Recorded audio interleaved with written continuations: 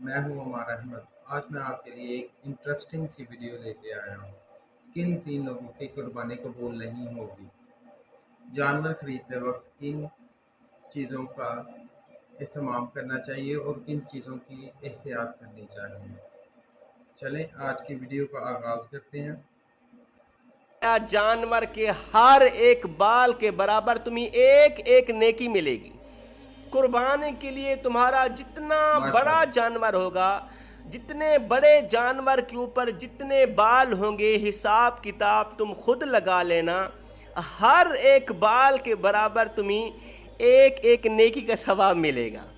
एक एक बाल के बराबर एक एक नेकी मिलेगी। रसूलुल्लाह सल्लल्लाहु अलैहि वसल्लम ने एक दिन अपनी प्यारी बेटी सैयदा फातिमा ज़हरा रज़ी अल्लाह ताला अन्हा को फरमाया, बेटी फातिमा उठो, कुर्बानी के जानवर के पास रहो। आपके नाम का जो जानवर अल्लाह की बारगाह में कुर्बान होने जा रहा है ना, अपने घर में उस जानवर के बिल्कुल करीब रहो। ये सुनकर सैयदा फातिमा ज़हरा ने वजह पूछी, आका अब्बा हुजूर, इसमें हिकमत कौन सी छुपी हुई है? मैं क्यों जानवर के पास रहूं, क्यों जानवर के बिल्कुल करीब रहूं?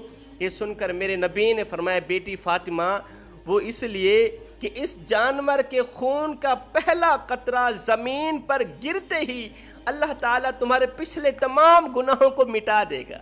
ये जो जानवर तुम्हारे नाम का ज़िबा किया जा रहा है ना, इसके खून का पहला कतरा जब ज़मीन पर गिरेगा, उसके गिरने के साथ ही अल्लाह ताला तुम्हारे तमाम पिछले गुनाहों को मिटा देगा। मैं आप लोगों से पूछना चाहता हूँ, आज की इस दौर में हर बंदे का अपना अकीदा है, हर बंदे का अपना एक मसलक है। मैं अपने मसलक के मुताबिक, अपने अकीदे के मुताबिक बात करना चाहता हूँ। क्या सैयदा फातिमा ज़हरा रज़ी अल्लाह ताला अन्हा पर गुनाह का कोई धब्बा था जिसके बारे में मेरे नबी फरमा रहे हैं तुम्हारे पिछले तमाम गुनाहों को मिटा दिया जाएगा? मेरे अकीदे के मुताबिक तो सैयदा फातिमा ज़हरा गुनाहों से पाक है। सैयदा फातिमा ज़हरा ने सारी ज़िंदगी एक गुनाह भी नहीं किया, एक गलती भी नहीं, एक खता भी नहीं की। सैयदा फातिमा ज़हरा की ज़िंदगी पाक है, शफाफ है, पानी की तरह। इसमें भी एक हिकमत छुपी हुई है। वो हिकमत कौन सी है?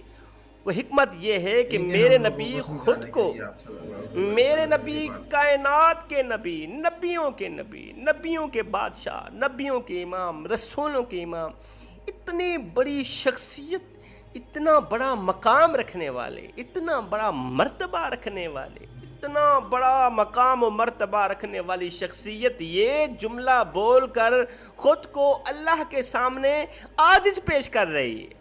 मालिक, मैं भी आजिज़ हूँ तेरी बारगाह के सामने, मेरी औलाद भी तेरी बारगाह के सामने आजिज़ है।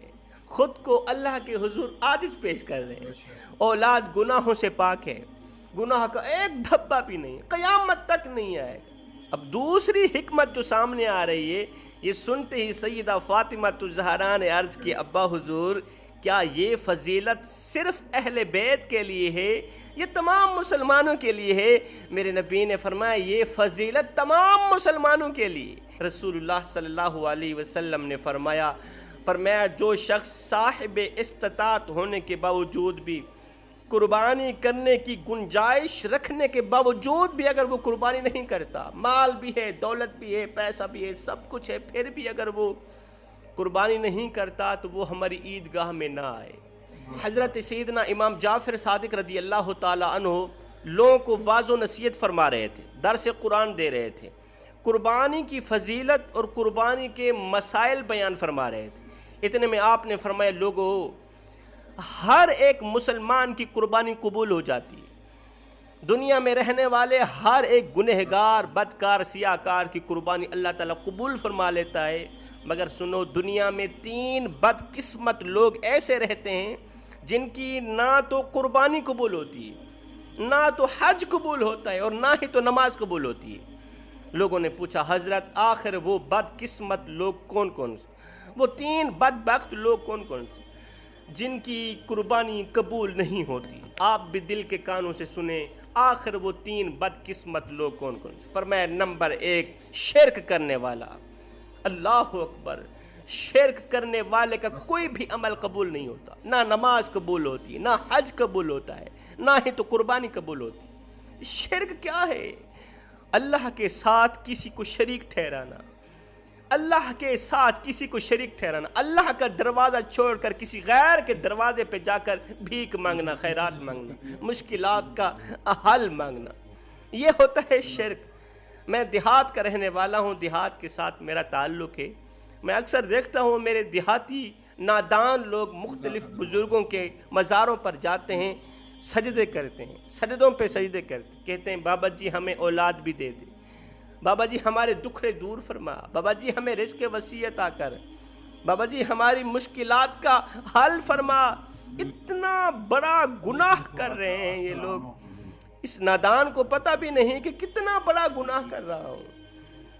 اس میری گھٹیا آہوزاری کو سن کر قبر میں پڑا اللہ کا ولی جو ہوتا ہے وہ بھی اس پر لعنت کر رہا ہوتا ہے، اور لعنتی انسان تیرا خدا میں تو نہیں، تو کیوں مجھے فرعون بنانا چاہتا ہے؟ میں فرعون تھوڑی ہوں، میں خدائی دعویٰ کرنے والا تھوڑا ہوں، میں تو اللہ کا بندہ ہوں جس کے دروازے پہ جا کر میں رحمت کی بھیک مانگتا تھا، تو اس کے دروازے پہ جا کے سجدہ کیوں نہیں کرتا؟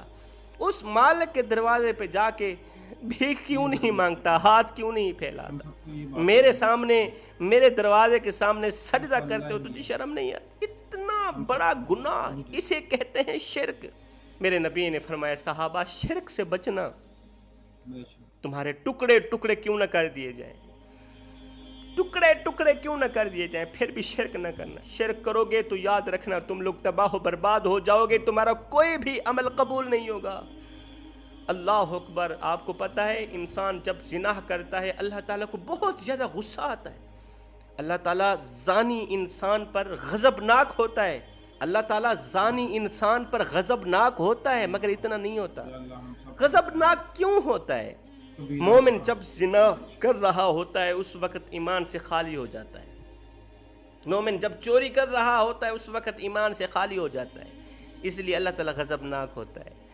مومن جب جھوٹ بول رہا ہوتا ہے اس وقت ایمان سے خالی ہو جاتا ہے، مومن جب سود کا کاروبار کر رہا ہوتا ہے اس وقت ایمان سے خالی ہو جاتا ہے۔ اگر ایمان ہو بھی صحیح تو کس کھاتے کا ہے ایمان؟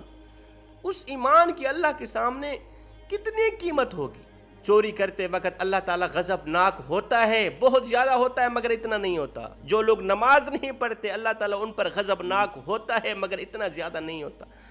اب کس ٹائم، کس وقت، کس بندے پر اللہ تعالیٰ بہت زیادہ غضبناک ہوتا ہے؟ جب ایک انسان اللہ کا دروازہ چھوڑ کر غیر کے دروازے پہ جا کر ہاتھ پھیلاتا ہے، بھیک مانگتا ہے، خیرات مانگتا ہے، مدد طلب کرتا ہے، یہ وہ بدقسمت انسان ہوتا ہے جس پر اللہ تعالیٰ بہت زیادہ غضبناک ہوتا ہے، بہت زیادہ غصہ کرتا ہے۔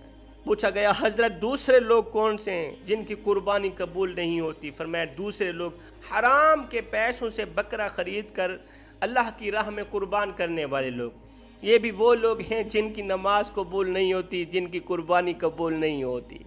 حرام اللہ تعالیٰ کو ناپسند ہے، اس لیے کہ حرام پر ہر وقت شیطان تھوکتا رہتا ہے۔ حرام اپنی اولاد کو کبھی نہ کھلانا، حرام کا ایک لقمہ بھی کھلانا، حرام تمہاری اولاد کی آنکھوں سے حیا چھین لے گا، حرام تمہاری اولاد کی آنکھوں سے شرم و حیا چھین لے گا، تمہاری اولاد کو بے حیا بنا ڈالے، تمہاری اولاد کو بے غیرت بنا ڈالے۔ پوچھا گیا حضرت تیسرے بدقسمت لوگ کون سے ہیں جن کی قربانی قبول نہیں ہوتی؟ فرمایا وہ ہیں سود کا کاروبار کرنے والے لوگ، سود کا بزنس کرنے والے لوگ، مجبور انسان کو 1000 روپیہ دے کر 1200 وصول کرنے والے لوگ۔ فرمایا 3 لوگوں کے علاوہ گنہگار ہو، بدکار ہو، سیاہکار ہو، مسلمان ہو، کلمہ پڑھنے والا ہو، ہر ایک انسان کی قربانی قبول ہو جاتی ہے۔ ان 3 لوگوں کی قربانی قبول نہیں ہوتی تب تک جب تک یہ پکی توبہ نہیں کر لے، پختہ توبہ نہیں کر لے۔ اصل میں اللہ تعالیٰ نے حکم دیا کہ لوگو تم جانور ذبح کرو، تم ہمارے نام پہ جانور ذبح کرو، ہم یہی سمجھیں گے کہ تم نے خود کو ہمارے نام پہ قربان کیا۔ وہ اللہ تعالیٰ کی راہ میں قربان کرنے کے لیے بھی آمادہ ہو جائے انسان، جیسا کہ حضرت اسماعیل علیہ السلام نے اللہ کے حکم کو قبول کرتے ہوئے اپنی جان قربان کرنے کے تیار ہو گئی۔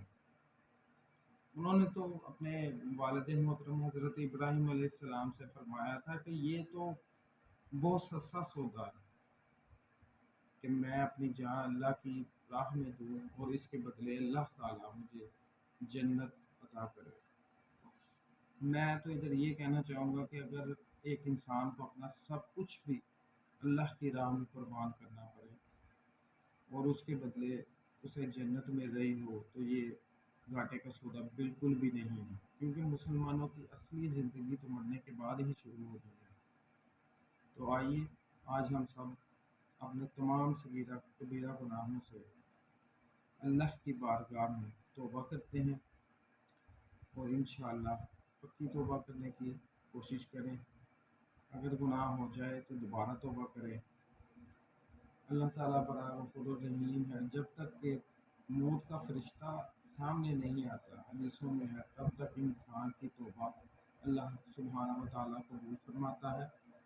اللہ اتنا مہربان ہے کہ وہ 70 ماؤں سے بھی زیادہ اپنے بندے سے پیار کرتا ہے۔ 70 ماؤں کا عدد اس لیے بتایا گیا ہے کہ 70 ماؤں سے مراد لامحدود پیار کرتا ہے، لیکن ہم انسان اپنے پروردگار کو بھول بیٹھے ہیں۔ ہم دوسروں کے سہارے تلاش کرتے پھرے ہیں، ایسا بالکل بھی نہیں ہے۔ صرف مدد اسی سے مانگیں، اسی سے ہر چیز کریں۔ یہ حرام کی کمائی، سود، زنا، ہر چیز سے توبہ فرمائیں۔ اللہ تعالیٰ ہم سب کو ان کاموں سے بچائے، آمین۔ اور پکا نمازی بنائے، ایسی نماز، ایسا سجدہ جو اس کی بارگاہ الہی میں مقبولیت کا درجہ رکھتی ہو۔ اگر میری ویڈیو اچھی لگے تو پلیز میرے چینل کو سبسکرائب کر لیں اور لائک ضرور کیجیے گا، کیونکہ اس سے یہ ہوگا کہ میرا موٹیویشن زیادہ ہوگا اور میں زیادہ اچھی سے اچھی ویڈیو آپ کی خدمت میں پیش کرتا